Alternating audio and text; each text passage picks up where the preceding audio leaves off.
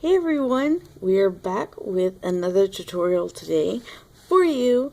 I'm so sorry it's been so long. I've been trying to get time to record. Anyway, I just finished working on this piece, and this is actually a little kit page from my brand new book, Crowns and Cuties, which is a travel size book, so it's only like 5.5 inches by 8 inches long, fits in your purse. It's adorable. Anyway, this is the one that I've been doing, and I thought, hey, while I just do that, let me record it because everybody's going to want to know how to do that one. So, that's what we're going to do. Let us begin. Okay, first off, this is a stone, not a gem. So the biggest things, the differences that you will see is that the shadow is going to be on the opposite side of your highlight, which is going to hit your stone and then just brighten up everything around it, and then all the dark, the shadow, will be where the light is not, versus the opposite on an actual gem where the light hits it, goes through and touches the bottom, and then reflects back out at you so that the brightest part is actually down here and the highlight is over the darkest part. That's not the case. This is a stone. So our shadow, which I'm going to start with a black, is going to go all the way down and around this bottom part, down here, and it's just going to go down here. It's going to get bigger as we go down this way, and comes up the sides and all the way around the gem. Well, not all the way around it, all the way around the stone. Not quite. I just want it to be a very intense shadow to give it a lot of depth, make it pop off the page so that it looks like it's an actual 3D stone, which is what I just love doing. It's so much fun. Creating illusions is really fun. And that's what gems and stones are to me, is, you know, it's creating an illusion and something pretty. I like pretty things. So, I'm making it darkest right at the edges, and then bringing it up and make it lighter as I go, which is only just changing the pressure that you're using. You just use darker or heavier pressure over here, and then as you go up, you use lighter and lighter pressure. And I'm just putting this undertone of black because that will make it a more intense shadow than just using a darker color will. So that's the only reason I do this. You don't have to, obviously. Everybody can do their stones how they want. But this is how I do it. Okay, next one is dark green. And this, by the way, I'm using Blick Studio Pencils. And they're oil-based pencils like Marco Raffines or Faber-Castell Polychromos. And the only thing that is different between these and the Marco Raffines, which is the only ones I haven't tried out Faber-Castell Polychromos yet, is that these are a little bit easier to blend. They're a little bit easier to blend by themselves, and they're a little bit softer than Marco Raffines, which are a harder lead. This is also a hard lead compared to something like Prismas, but it's softer than Marco Raffines, and it's oil-based. Prismas are wax-based. With the Faber-Castell Polychromos, like I said, I have not tried those, so I cannot compare them. All I know is that they are an oil-based pencil as well as these. And I got these from dickblick.com, and I do like them. They're my favorite pencils right now.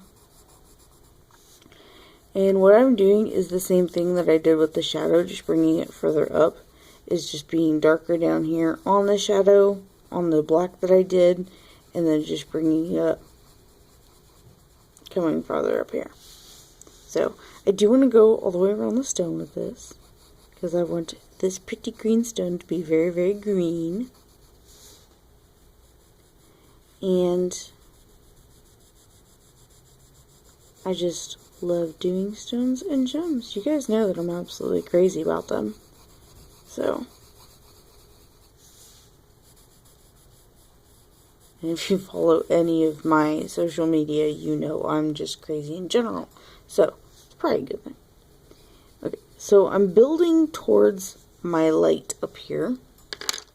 And then the next one I want is blue-green, because I wanted to kind of change up the undertone of it, because the dark green is a very, very green, and so the blue-green just adds a little bit of change, a little bit of interest in it, and what's not, and I like it.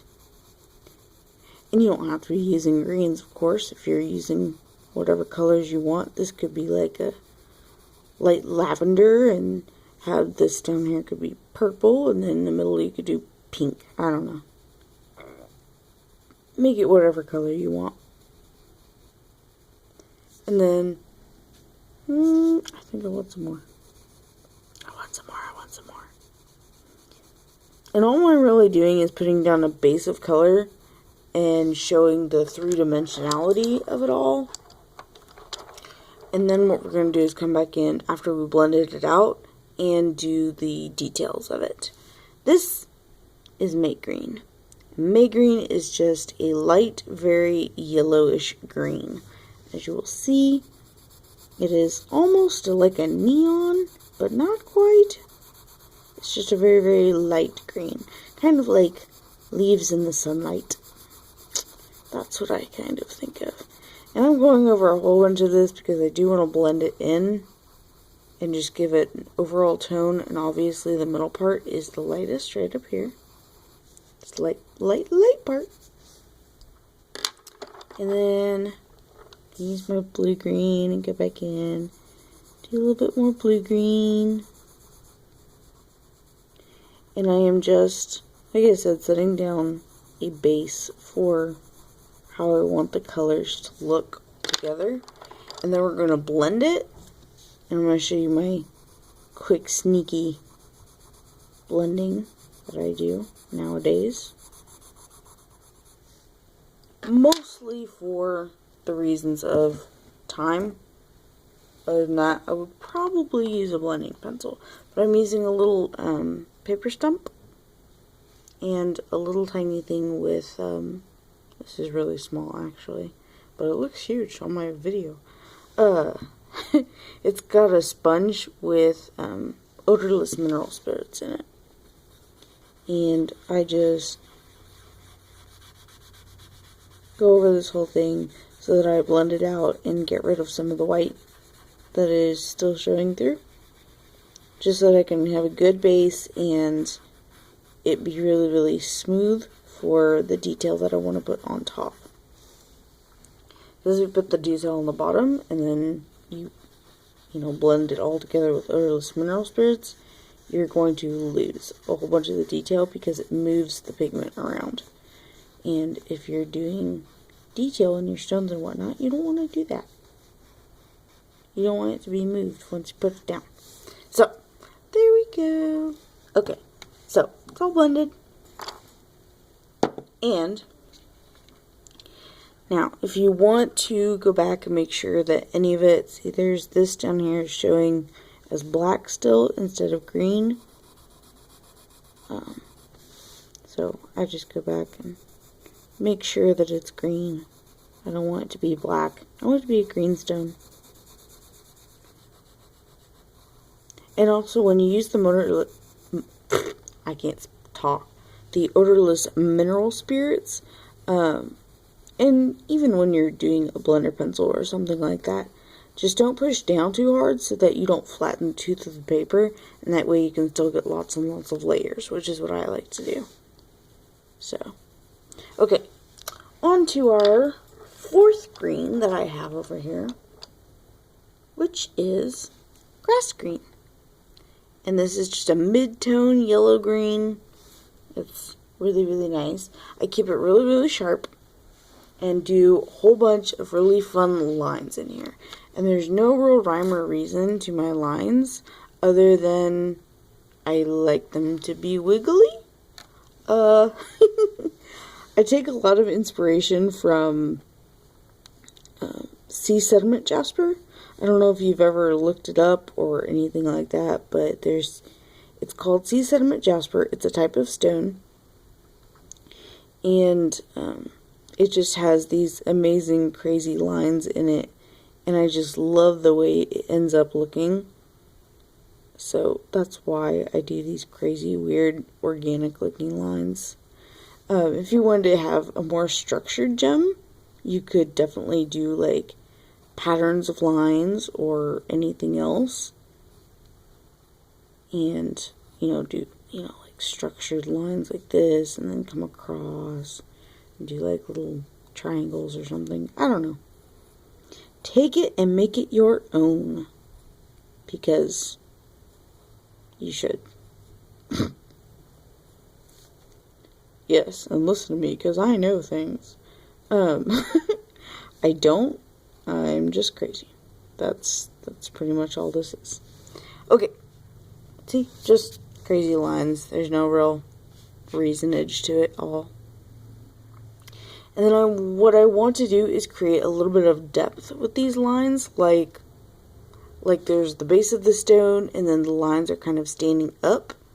And if they're standing up, then light hits it on this side, and then there's going to be a bit of shadow on it.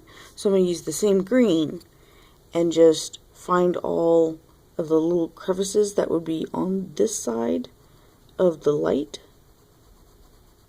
and just kind of color them in a little bit and make it look like there's a little more depth here than there is. So that's all I'm doing at this stage, is just finding the lines that are kind of going this way and then kind of blending them into the gem by adding more on one side only,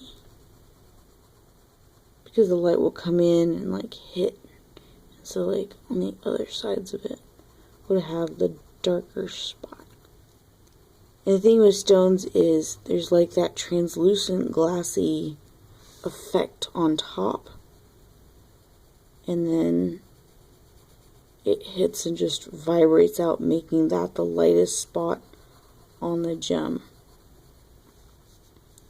And then the shadow is obviously down here. So this is my detail that I like to do.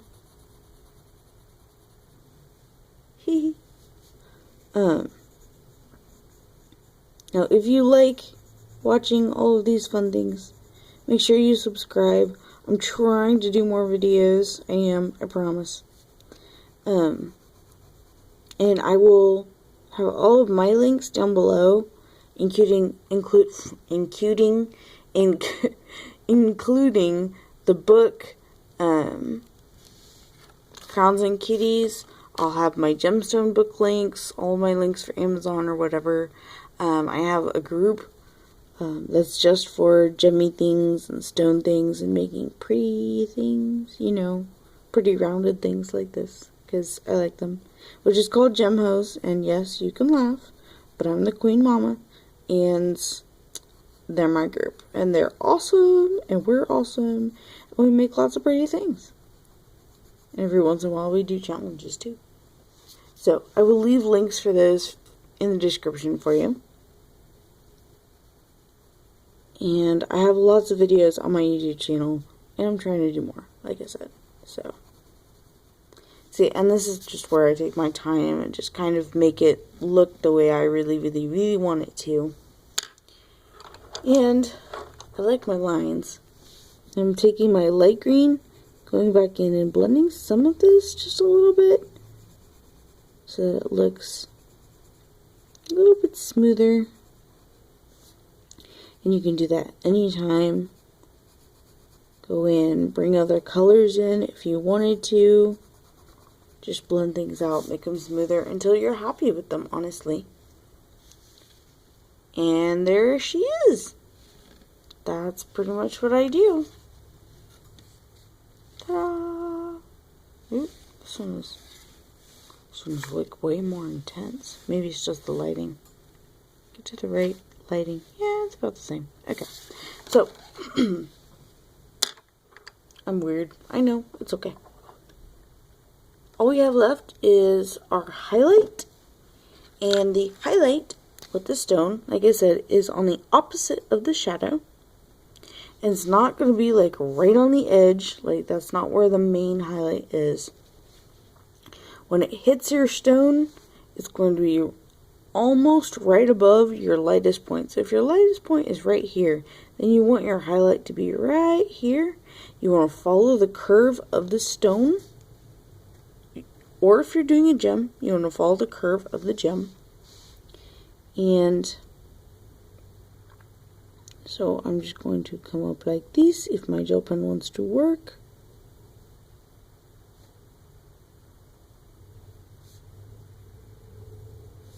And I do it like this for a reason.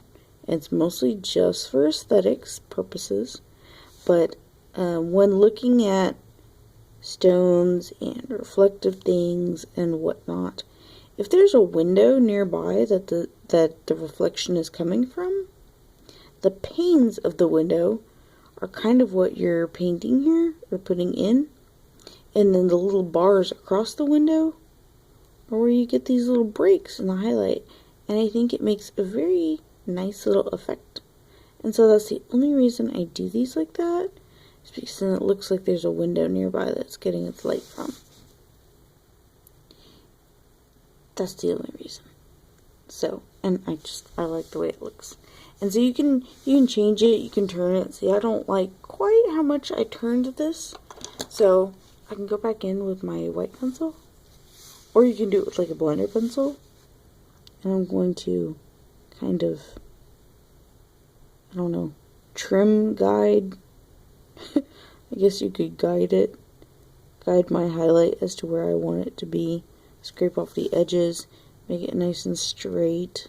I'm very peculiar with my highlights. I like them to be a certain way. I like them to look right, because if your highlight looks right, it helps your illusion, you know, because that's what you're doing. You're making an illusion. So that's what I'm doing here. And then I can go in, fill some back up if I moved it too much, and then I'll bring another highlight here. And of course there's going to be other lights. There's not just going to sole source of light. So there's going to be little other lights that bounce and hit the gem or my stone. So there's those other little lights. That's the way I like it. So I hope you liked it and enjoyed it, and I hope you make your own and show me and tag me and find me and bring some pretty to your world. See you next time. Bye.